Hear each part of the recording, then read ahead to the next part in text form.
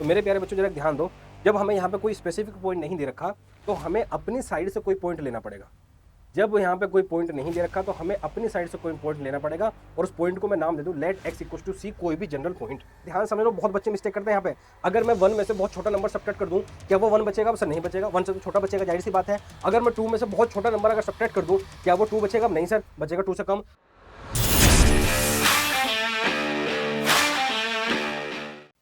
अब चलते हैं हम नेक्स्ट क्वेश्चन की तरफ, देखते हैं हमारा नेक्स्ट क्वेश्चन क्या है। क्वेश्चन नंबर 15 है, 18 है, अगेन आया हुआ क्वेश्चन है, कई बार आ चुका है ऑलरेडी, इंपॉर्टेंट क्वेश्चन है। For what value of lambda is the function defined by f x equal to a is continuous at x equal to 0 and what about continuity at x equal to 1। जरा ध्यान से मेरे प्यारे बच्चों समझो, वो ये कहना चाह रहा है कि भैया लैम्डा की किस वैल्यू के लिए ये जो फंक्शन है कॉन्टिन्यूअस है एट एक्स इक्वल टू 0 पर, और फिर उसके बाद में आपको चेक करनी है कि एक्स इक्वल टू 1 पे क्या कहना चाहता है। 1 पर ये क्या कहना चाहता है, सिंपल सी बात है। पहले तो आपको क्या चेक करनी पड़ेगी, लिमिट निकालनी पड़ेगी। लैम्डा की वैल्यू एक्चुअली पूछ नहीं रहा है कि लैम्डा की वैल्यू, लेकिन लैम्डा की वैल्यू आएगी नहीं क्योंकि फंक्शन कॉन्टिन्यूअस है ही नहीं।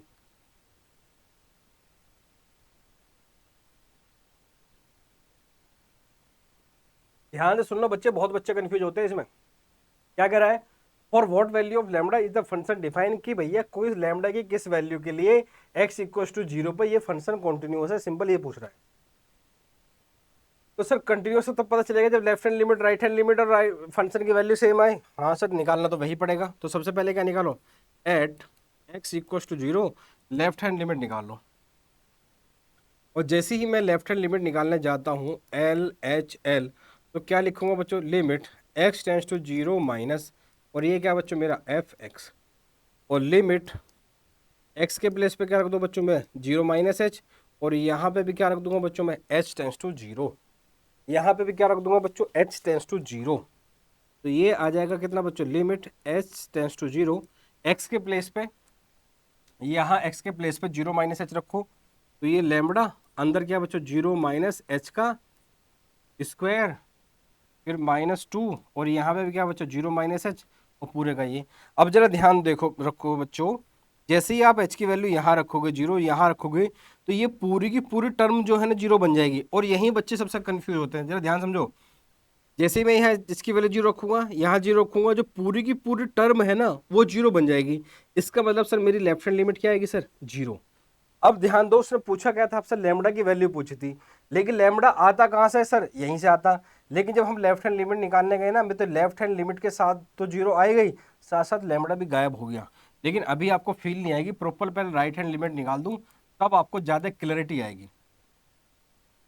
तो इसको क्या लिखूंगा बच्चों में, limit x tends to 0 plus, और यहाँ पे मेरे प्यारे बच्चों क्या एफ एक्स, तो ये आ जाएगा सर मेरा limit x tends to 0 sorry f of 0 plus h, और यहाँ पे एच कर दो और एच कर दो चेंज टू 0।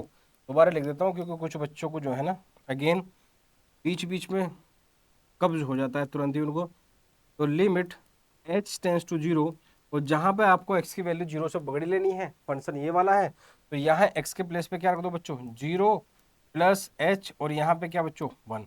और जैसे ही यहाँ पे एक्स की वैल्यू 0 रखूंगा तो टर्म 0 हो जाएगी, तो मेरी राइट हैंड लिमिट आएगी सर कितनी, 1 आ जाएगी। और सिमिलरली फंक्शन की वैल्यू भी निकाल लो, तो बच्चों एफ ऑफ 0 भी कितना आएगा सर मेरा 0, ये 2 इंटू 0, यहाँ 0 0 माइनस 0 0 0 इंटू समथिंग 0। तो जरा ध्यान से रखो, देखो भाई उसने बोला था कि लैम्बडा की किस वैल्यू के लिए ये फंक्शन क्या है मेरा कंटिन्यूअस 0 पर।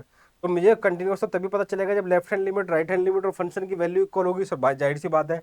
लेकिन लेफ्ट हैंड लिमिट और राइट हैंड लिमिट आपस में इक्वल ही नहीं है, पहली बात तो ये, फंक्शन की वैल्यू तो 0 आ रही है। तो इसका मतलब ये है कि लैम्बडा की कोई ऐसी वैल्यू नहीं है जिसके लिए फंक्शन x इक्वल टू 0 पे कंटिन्यूअस है। तो आपको लिखना क्या है यहाँ पे, so left hand limit does not equals to right hand limit and right hand limit does not equals to f of 0, so fx is not continuous for no value of lambda। मतलब lambda की किसी भी value के लिए ये function continuous नहीं है eight x equal to 0, और x इक्वल टू 1 पे आपको खुद चेक करनी है। अब चलते हैं हम नेक्स्ट क्वेश्चन की तरफ, क्वेश्चन नंबर 19। क्या कह रहा है भैया, अगेन क्वेश्चन इंपॉर्टेंट है और बड़े ध्यान से समझाने वाला हूँ, बड़े प्यार से, इधर ध्यान समझना। कहना क्या चाह रहा है, सो that the function defined by gx, ये दे रखा है, और ध्यान देना ये जो फंक्शन है ना, ये दे रखा है हमें ग्रेटेस्ट इंटीजर फंक्शन। क्या दे रखा है sir, greatest integer function. So that the function defined by gx is equal to x minus greatest integer of x is discontinuous at all integral points. मतलब जितने भी इंटीजर है सब पे क्या दिखाना है सर, मुझे डिसकंटिन्यूअस दिखाना है। तो सर मेरा जरा ध्यान देना भैया, मेरा जो फंक्शन इसने दे रखा है वो फंक्शन का नाम इस बार दे रखा है gx, और ये है x minus greatest integer of x। क्या है सर मेरा, x minus greatest integer of x है। क्या है sir, x minus greatest integer of x है। और हमें क्या दिखाना है सर, ये किस हर एक इंटीग्रल पॉइंट पर डिसकंटिन्यूअस दिखाना है। तो मेरे प्यारे बच्चों जरा ध्यान दो, जब हमें यहाँ पे कोई स्पेसिफिक पॉइंट नहीं दे रखा तो हमें अपनी साइड से कोई पॉइंट लेना पड़ेगा।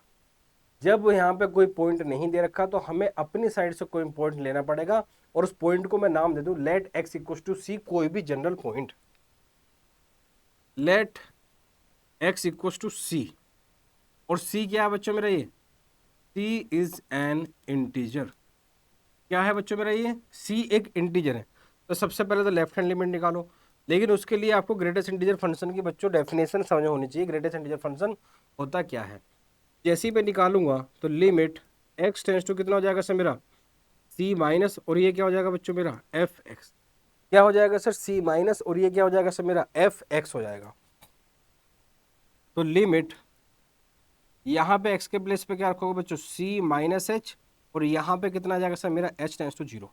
बस जहाँ जहाँ x है वहाँ वहाँ c उठा के पटक दो, c मतलब c माइनस एच। क्या कैसे करेंगे जरा देखो, फंक्शन क्या है सर मेरा, ये हो गया सर मेरा लिमिट, और ये हो गया सर क्या मेरा h टेंस टू जीरो, और यहाँ पे x के प्लेस पे क्या रखूंगा बच्चों, c माइनस एच माइनस, और ग्रेटेस्ट इंटीजर के अंदर c माइनस एच। और बच्चों को यहीं आगे सबसे ज़्यादा प्रॉब्लम होती है, जरा ध्यान से देख लो, बच्चों को इसी स्टेप में आगे सबसे ज़्यादा दिक्कत होती है। c क्या है सर, हमारा इंटीजर है, जरा ध्यान देना। अगर कोई नंबर यहाँ c है तो इससे पहला इंटीजर क्या होगा भाई, लेट्स से अगर ये 3 है तो जाहिर सी बात है सर इससे पहले वाला इंटीजर 2 होगा, और इससे बाद वाला इंटीजर क्या होगा सर मेरा 4 होगा। इसका मतलब अगर ये वाला मेरा इंटीजर c है तो इससे पहले वाला उससे एक कम इंटीजर होगा, और इससे बाद वाला इंटीजर क्या होगा सर मेरा एक ज़्यादा होगा। अब जरा ध्यान दो, जैसे ही मैं h की वैल्यू 0 रखता हूं, जरा ध्यान देना मेरे प्यारे बच्चों, जैसे ही मैं h की वैल्यू 0 रखता हूं तो ये कितना होगा सर मेरा c माइनस जीरो माइनस, यहाँ पे क्या होगा सर मेरा c माइनस जीरो। और आपको पता होना चाहिए कि ये जो हमारा h जीरो रखी है हमने c की वैल्यू, सॉरी h की वैल्यू, ये पॉजिटिव नंबर है। और सिंपल सी बात है, जैसे अगर मैं 1 में से बहुत छोटा नंबर सब्ट्रैक्ट करूँ, बहुत छोटा छोटा, बहुत छोटा, इस कितना भी छोटा सब्ट्रैक्ट कर दूं, अब ओरिजिनल 1 तो वो नहीं रहेगा भाई। अगर मैं 1 में से कुछ भी नंबर, बहुत छोटा नंबर भी अगर सब्ट्रैक्ट कर दूं, अब वो 1 तो नहीं रहेगा। ध्यान समझ लो, बहुत बच्चे मिस्टेक करते हैं यहाँ पे।